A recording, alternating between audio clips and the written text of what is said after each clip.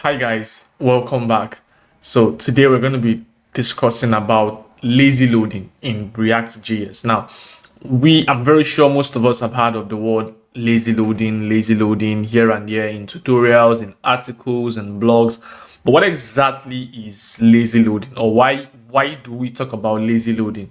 Now, I know many of us, build applications, several kind of applications. And one thing that I've noticed that most software developers, software engineers don't put into consideration is how efficient that application can be, how optimized is the application. These are things that most software engineers don't put into consideration. We just build application, ship it out there, and before you know it, the application becomes so cumbersome to manage. In a space of, let's say, 100 users joining your application, you're already experiencing a lag and all those kind of inconveniences that users experience when dealing with your application. And that is why we're going to be talking about lazy loading today, just a way of optimizing your React application. Now, having explained that, we're going to go practically into how to implement a lazy loading in a React application. It's not something so out of the blue moon. It's not a technology that you have to introduce. It's still something that lies within your React application, which most persons don't know about. So having explained that, let's get straight into writing some code and showcasing this practically. Now, for those of us who wants the complete version of this tutorial or this video, which basically contains everything we're going to be implementing here, you can get the link in the description below. But for those of us who want to follow this tutorial alongside while I do this thing one after the other, you can also bootstrap a new application. I already have my application bootstrapped using Vite, or using Vite as most of us might know it as, and this is basically my simple React application that really has nothing so special. It's just a normal application that I just created. So I'm just going to run it again just for you to see what the application entails. And yeah, it's basically just a very simple application that just shows you like a boilerplate. So yeah, if you've been able to get your application bootstrapped, we can get started together. If you've not been able to get your application bootstrap, it's basically just you. If you're an npm fan, just go npm create Vite or Vite, but spamming me to call it Vite. So when you run the command npm create Vite, that way you can be able to select if it's React, if it's Vue, or whatever technology. But in our own case, we're going to be working with React, and that's what you're going to be selecting. So it's going to bootstrap like a starter pack application for you, which contains exactly what you're seeing on my screen. And yeah, once you have that, then we can get started. So we're going to be doing something very simple. We don't really need to do much. I just want to show you the reason why lazy loading is important and why we're doing this lazy loading of a thing. Now, the first thing I would want to do here is basically just I'm going to introduce the React router, because we're going to be navigating through different pages. So I want to introduce the React router DOM. So I'm going to go to my terminal, which is running my application, and I'm just going to go npm install React router DOM. So this is going to install React Router DOM as a package in our React application. And once that is done installing, you can go to your package.json just to verify that the package has been added. Now this way we can be able to create multiple routes within our applications, like the home page, the about page, and several kind of pages that you might want to create. Now the next step will just be basically clearing up this, so we don't really need all of these things here because we're not going to be dealing with them. So we're just going to clear up these and just have a very simple application. We don't need all of these too. So we're just going to have a very simple application that just says welcome to our lazy loading tutorial in React. So now if we save these, I guess that's exactly what we're going to be seeing in the browser. And now if you go to your browser, you basically just refresh it. Oh, okay, sorry, I need to run my application. I forgot to do that. So when we run npm run dev, the application gets started. And now when you refresh, that's what you get. Welcome to our lazy loading tutorial in React. Yeah, so that's basically like the very simple stuff you get. And I really do not need I think I don't need the CSS. I really don't need the CSS of the app. So we might just have to remove the okay, we can leave the CSS. That's not something that we need to bother ourselves about. I'm just going to remove all of these things here because we don't need all of these ones. And the background color looks kind of not really okay. So I'm just going to remove everything that has to do with the background because I don't need that too. So I think now we should be having, something.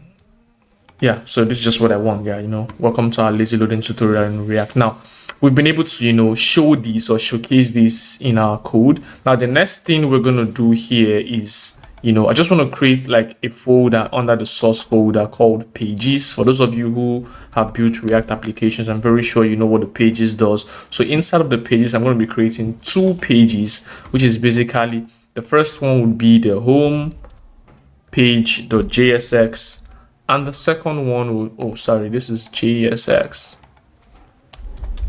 And the second one would just be the about.jsx. Now, these are the 2 pages that we're going to be navigating to and through. When we visit the entry URL, we see what is in the home page.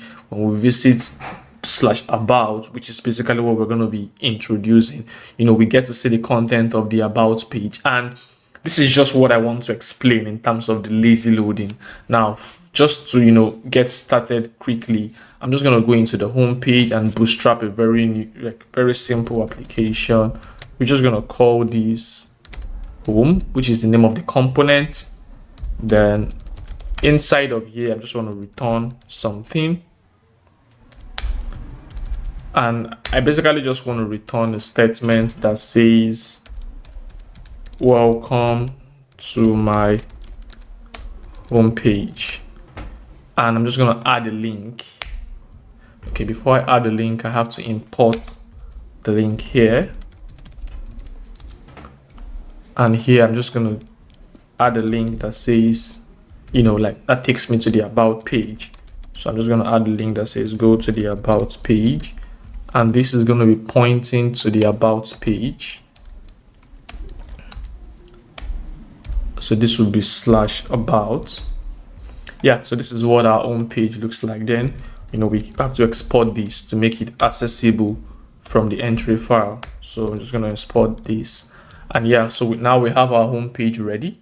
And the next thing is the about us page, which is, something just similar to the home page that just gives you something for you to see. So here we're going to have const about, which is also going to be a component.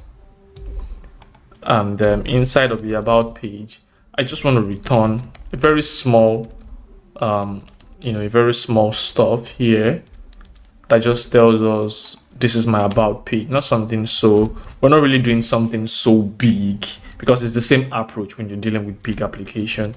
So I'm just going to call this is my about page. And now we have, we're going to have the export default about. Yeah. So we've been able to, create the components that's going to display on the about page and at the same time do the same thing for the home page.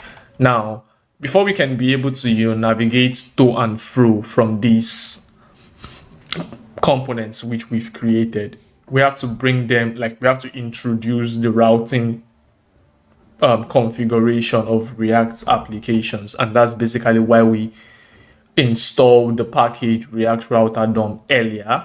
And in the app.jsx, there are several ways people do it. Some people decide to, put it in the main.jsx. Some people decide to create a router.jsx file. But since our application is pretty simple, we're just going to do it directly inside of the app.js. So the first thing I would want to introduce here is I'm going to take this from the React Router DOM. So I'm going to introduce the browser router. I'm also going to introduce the routes. And I'm also going to introduce the route. Now, I'm going to clear this off. We don't need this anymore. Now, the first thing we want to do here is call the browser router. And inside of the browser router, we'll have the routes tag. Now, inside of the routes is where we now have each route, And since we created two files, which are basically two components, so I'm going to import the two components. This is the first one. We're importing home from pages/home because that's what we have here. And I'm also going to import the second one, which is about. So for now, we're going to do it the normal way, which everybody knows is basically, just having your route, and inside of your route, you have a path. Now this is going to point to the entry file or the entry route. Then we'll have the element, which is basically going to call the components which we've imported. So in our own case, it's the home component. So we do the same thing for, the about page. And here we have the about. Now, so this is basically just what we want. So if we go to our browser now, we get this. If we click on about page, we also get this. And yeah, whatever we have right now works. It's fine. Whoever sees it is being able to use it. When you visit this application, you go to the about page, you see it. If you go to the, if you click on the home page, you get to see this. If you click on the link that takes you to the about page, you also get to see this. And that's perfect. But what exactly are we trying to look at here? If you try to inspect this element and you go to the network tab, the source tab inside of the dev tools. Now, when you open up the source here and open up the pages, you find out that we have the about and home page loaded at the same time when the application gets loaded. Now, take for example, you have like hundreds of pages. Let's say we have home, about, contact, services, slug, events, create, several pages like that. That's running up to like 50 to 60 to 70 pages. And remember, each of these pages is going to have their own CSS, is going to have their own functions, it's going to have their own templates, a lot of things that each of these pages is going to have. Now, imagine having to load these 50 to 100 pages at the same time. That is exactly where the React lazy loading comes to play. Because imagine having 50 to 100 pages, and just because you want to visit the home page, you have to load all of the pages at the same time. And that's exactly what is going on here. We are on the home page, but we can basically see that when you check the pages, everything we have in the pages, is getting loaded. And this is something that is not really cool, because it could slow down your application because you're loading unnecessary stuffs that is not needed at the moment. Because right now you can tell that the only thing we need right now is just the home page. But because our application is not optimized, we did not take into consideration the lazy loading, which is one way of optimizing our application. And that's the reason why currently we have the about page also loaded, even though that's not what we want at the moment. Do you understand where we're coming from? So that's basically what the lazy loading is going to be doing for us. And now when you check the home page, you find out that it's loading like the function and also loading the template, which is basically what we created. And it's also doing the same thing for the about page. But right now we don't need the about page. And we really cannot stop the application from loading the about page because there's no measure that has been put in place. But now, how do we introduce lazy loading? Now, the first thing we have to do to introduce lazy loading in our application is basically to import the lazy from React. So there's a function or there's a method called lazy inside of React that allows you to import components, when they are needed. Now, because we don't want to get the about page loaded immediately after the page, immediately after we visit our website, the first thing we have to do is we're going to change the way we are importing the about page. So we're just going to have const about, which is, before we're using import about, which is fine, like I said, but because we want to see how the lazy loading plays its role, so we're going to be importing about more like a function. So we have const about equals lazy, then lazy is going to be a function, then we have import. Now we now call whatever we want to import, and in our own cases we want to go inside of pages and import the about. So now we don't need to call the import of the about this way. We're now calling it this way, which is still, still has to be the way it is here. Now, one more thing that needs to be introduced before the lazy loading process can be fully completed is to introduce what we call the suspense from React. Now, suspense is basically used across side with lazy to help you, hold a particular component not to display itself until when needed. And that's exactly what the whole idea of lazy loading does for us. Now, the next thing we do here is inside of the routes, the first thing we want to do is go inside of our elements. Now, in the elements, we're going to wrap the elements with a suspense. Now, you can see what I'm doing here. We're still inside of the route. The only thing we're doing is the element itself, which is the about, is going to be wrapped inside of a suspense. Now, the first thing we want to do is call suspense and put in about inside of suspense. Now, suspense has some props that needs to be passed, and one of them is the fallback. Now, what does the fallback do? The fallback is basically, if it happens to be that your application does not get displayed for any reason, be it network issues, be it you've passed in the wrong component, there are several reasons why your component might not display. And that's what the fallback does. So it fallbacks to a particular component that gets to display when the element you're trying to display does not display. So for us to, showcase the use of fallback, we just go into our components, and I'm just going to create a new folder here called components.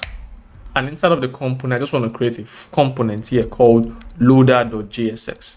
Now, this loader is just basically just going to be a very simple component that just shows us that something is loading. So here I'm just going to return, then inside of here we just want to have just a very small stuff. I just says loading. Yeah, so you just want to have these, and we can export default loader. Yeah, so now we have these. So let's go back into our app.jsx, and inside of the app.jsx we have to import the loader. So I'm just going to import loader from components, which is basically this route here. So inside of the fallback is where we're going to have the loader as a component. And like I explained before, what the fallback basically means is a case where your application does not get, your component rather, does not get loaded or displayed, which is the about component. It falls back to the loader component.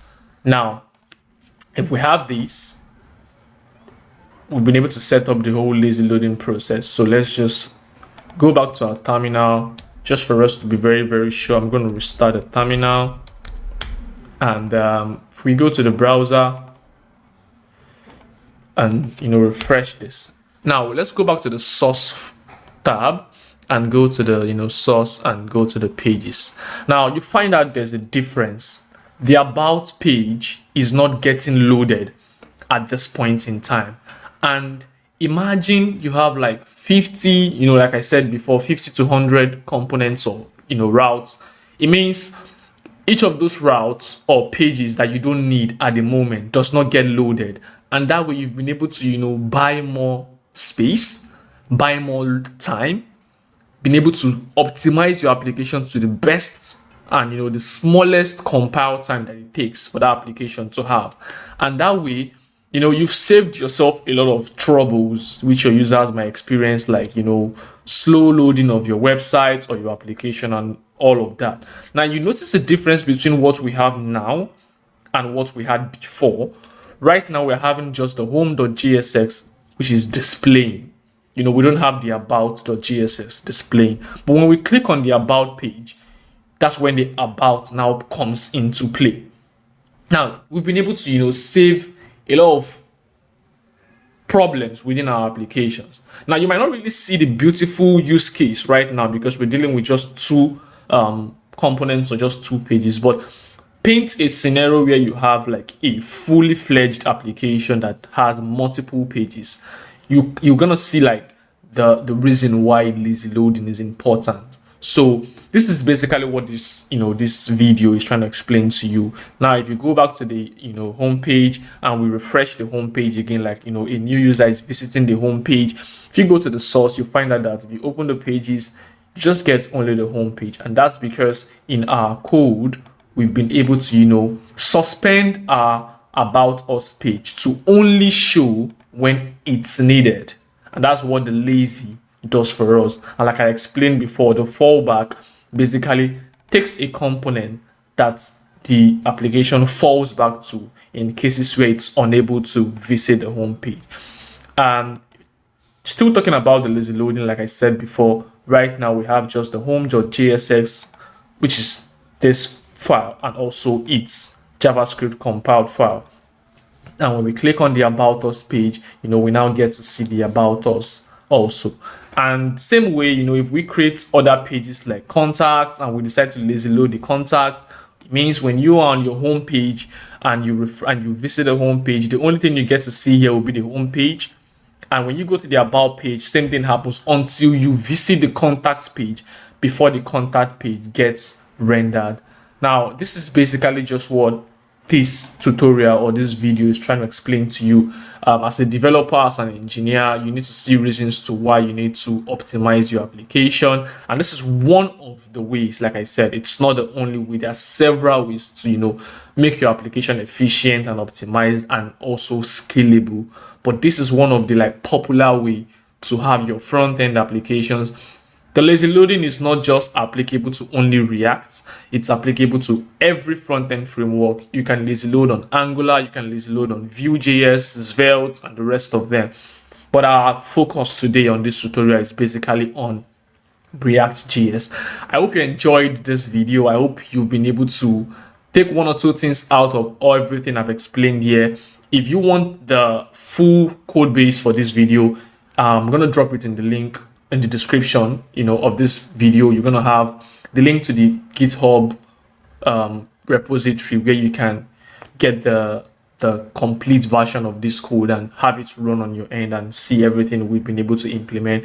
If you have any questions or you feel you want to make any comments, you want to add anything, feel free. It's an open conversation. Even though it's a video, you can drop your comments in the comment section. If you feel we need to consider any other part of efficiency that has to do with lazy loading, if you feel we're missing out anything, it's a free conversation. You can drop it in the description, in the comments. If you also want to get something similar with other frameworks like React and like Vue, like Angular, like Svelte, you can also make that comment, and we're going to consider making a video about that. But having said that, I hope you enjoyed this video. I hope you've been able to understand the reason why this video was made, and I hope you've been able to pick one or two things from the example that was made today. And I hope you enjoyed the video in general. And if you do, give us a thumbs up, like the video, subscribe to the channel, because we're going to be releasing more more educational videos that are related to real life applications in software engineering and website development in general. Thank you for watching, and I'm going to see you in the next video.